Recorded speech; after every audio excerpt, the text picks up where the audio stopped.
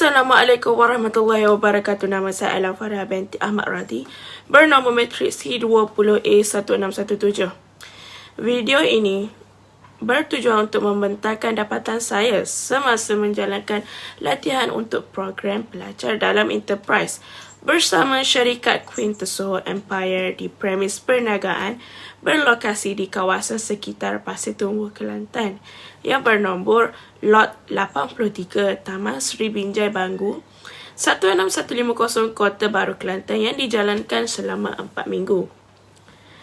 Saya telah memilih perniagaan penjualan akok sebagai tempat untuk melaksanakan latihan Enterprise, iaitu sejenis kuih tradisional khususnya terkenal di daerah Pantai Timur. Perniagaan ini dimiliki sepenuhnya oleh Puan Nur Suzila binti Muhammad Nur Ahmad atau lebih dikenali sebagai Kak La.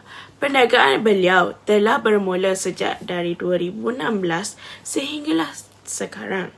Pada awalnya perniagaan yang bernama Queen Tesoho Empire ini bermula dengan menjual barang kosmetik dan hanya menjalankan perniagaan secara atas talian sahaja dengan menyewa premis tersebut untuk meletakkan stok. Namun, pada Mac 2020, perniagaan Puan Nur Suzila telah terjejas teruk dan menyebabkan mereka mengalami banyak kerugian disebabkan penjualan mereka amat perlahan lantaran mereka tidak dapat menjalankan perniagaan seperti biasa. Rentetan oleh MCO yang melanda dan negara dalam keadaan PKP. Jadi, pada tahun akhir 2020, beliau kembali berniaga melalui perniagaan berasaskan makanan dan minuman.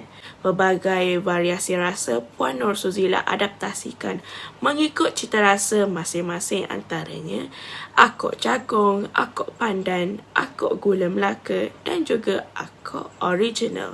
Sepanjang saya menjalani latihan Enterprise iaitu SIP, saya telah ditugaskan sebagai pembantu kedai di mana saya akan melakukan aktiviti pembersihan kedai, melayani pelanggan, menyusun dan mengemas barang atau peralatan memasak.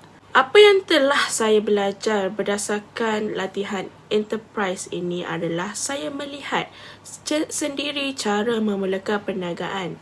Saya dapat mengetahui pengalaman terutama dalam pengurusan gerai kerana di setiap acuhan setiap bahan untuk proses pembakaran, variasi akok mempunyai cara-caranya yang tersendiri dan resepinya juga tersendiri.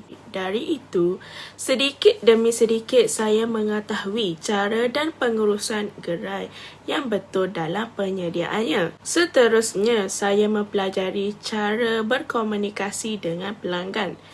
Melalui cara ini, ia dapat menjadikan saya lebih yakin dan lebih berani untuk berkomunikasi antara pelanggan dengan lebih baik. Di samping itu, menepati masa ke tempat kerja. Disebabkan dalam menepati masa adalah satu kekurangan bagi saya. Jadi, berdasarkan pengalaman saya bekerja dan menjalani latihan di premis Queen Tesoho Empire, saya merasakan saya bertanggungjawab dalam amanah yang dipikul oleh saya sebagai pekerja. Adalah penting untuk menepatinya kerana dari situlah majikan dapat menilai jati diri seseorang berdasarkan amanah yang dipikul.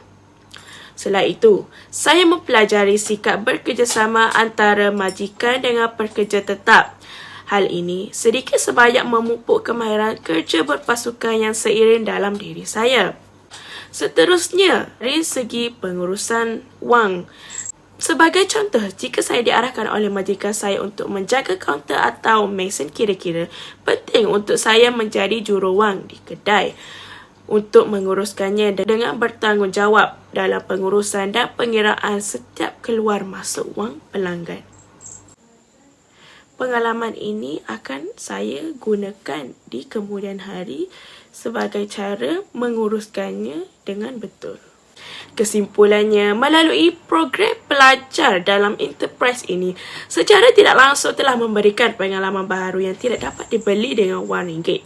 Malah, program ini juga telah mencapai objektif di mana saya telah dapat mengaplikasikan kemahiran pengurusan perniagaan dengan menghasilkan idea perniagaan melalui laporan bisnes model Canvas.